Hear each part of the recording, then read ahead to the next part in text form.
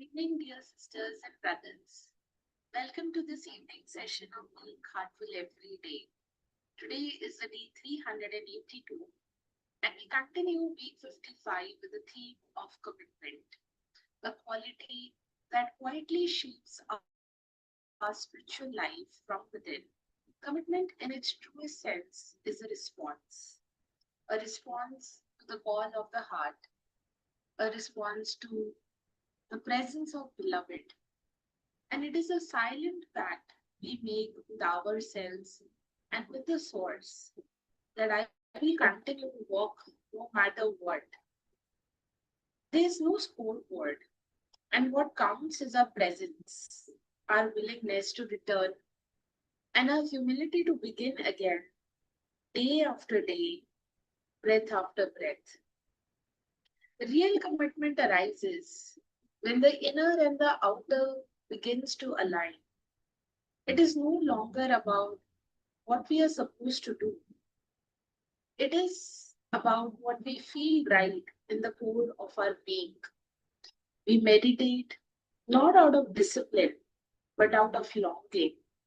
We clean not to check our box, but to free ourselves from the impressions and make ourselves a vessel to receive the divine sacred current. And we pray not because we are told to, but because of the heart cannot help but remember. And even when we forget, commitment brings us back. It doesn't scold, it simply invites. It says, return, re enter, and reopen your heart. In the heartfulness, we often hear that the journey is simple, sahaj, natural, and the path sometimes challenges our preferences, our ego, our attachments. But in these moments, commitment becomes a companion, the soft, steady force that keeps us walking through dry spells and distractions. It is a grace to remain steady even when results are not visible. It is a deeper grace to remember that transformation is unfolding even when we don't feel it. As Daji often reminds us, it is the constancy of sincere efforts, not its intensity, that it transforms us. Moving ahead in the session today, sisters and brothers, please consider gently inviting others into this sacred space. It could be a family person, a colleague, a friend. You never know whose heart may be waiting to hear this call. We can share and introduce them to the master classes and being heartful everyday sessions so that they can also start their beautiful journey of meditation and inner transformation.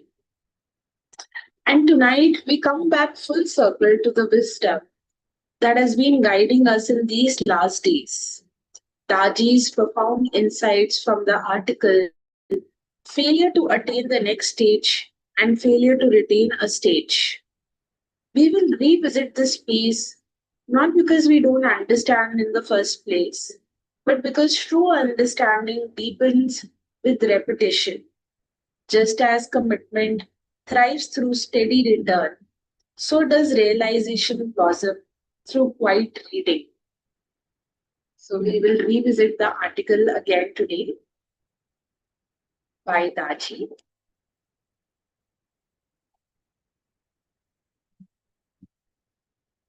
Alabdha Bhumi Katva is the weak shape where we are not able to attain the next stage or level in the spiritual journey. And Anavashti Tatvani is the failure to retain a stage once it has been given. There can be many reasons for these two obstacles. They may occur because of lack of interest, lack of determination, a feeling of impotency, or because we are not able to refine our character in order to maintain the spiritual level, especially at the highest spiritual stages. Such a profound level of humility, nobility of character, and dependency on a capable master are required, and acceptance and self transcendence are vital for progress. We need constant help from the master to refine ourselves in order to become eligible to enter and retain these stages. How do we work to overcome these two obstacles? The first thing is to understand that our potency comes through our connection with the source, with God, through the heart. Individually, we are important islands, whereas once we are connected, our full potential is realized. We are connected to the source of life itself. The easiest way to stay connected with the source is to associate with a master of the highest caliber who can transmit the sense of Pranahuti from the source itself.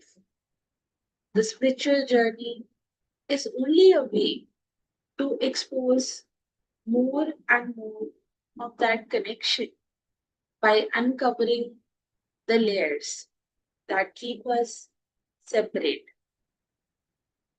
Prayer and meditation are both ways we evoke and maintain that connection.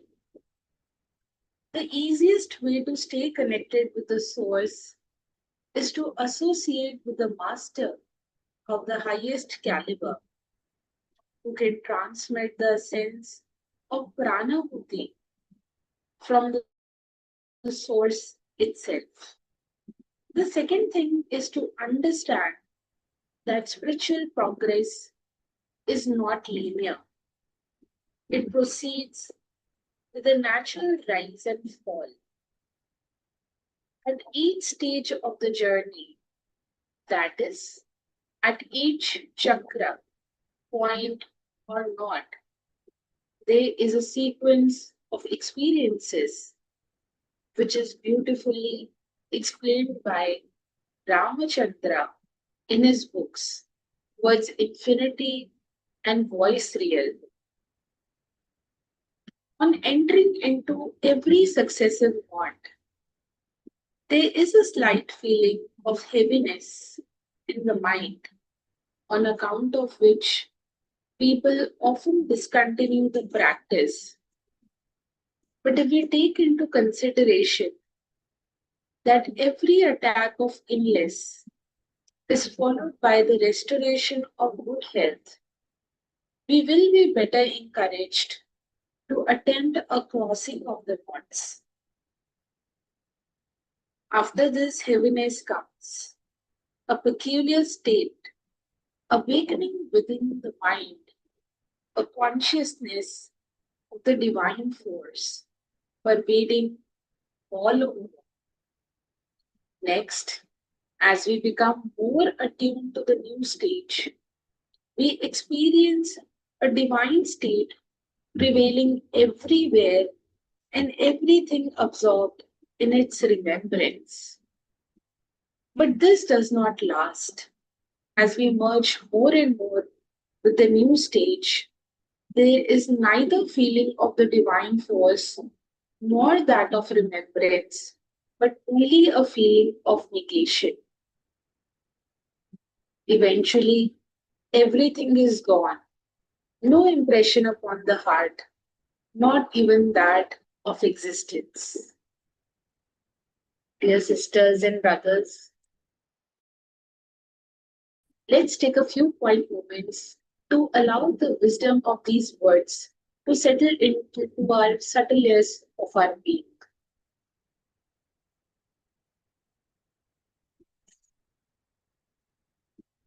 And let us now prepare ourselves to offer the universal prayer.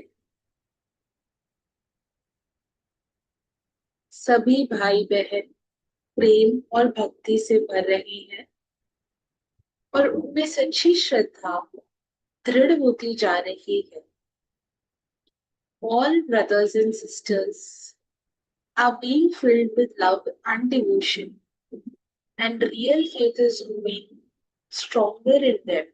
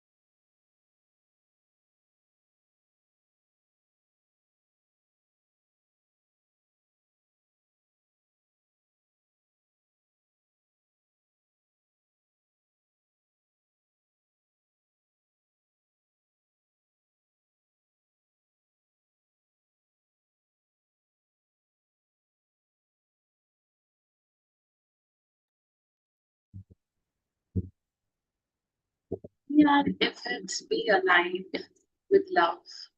May our longing be supported by grace. And may all beings rise gently through remembrance and faith. And as you try to rest tonight, let us offer the nighttime prayer and a moment of sacred closure, of trust, and of silent recommitment to the path, along with the reflections for the day. Thank you, dear sisters and brothers, for joining this space of reflection and commitment. And as we continue the week, may we carry this truth gently. Every time we return, every time we remember, and every time we open our hearts, even after forgetfulness, we are walking the path. And we look forward to seeing you tomorrow for the morning session at 6 a.m. as we continue this beautiful exploration of commitment. And until then, dear sisters and brothers, rest in love, walk in trust, and return with joy. Wishing you all a very good night, and may your commitment carry you closer to the ultimate goal of human life.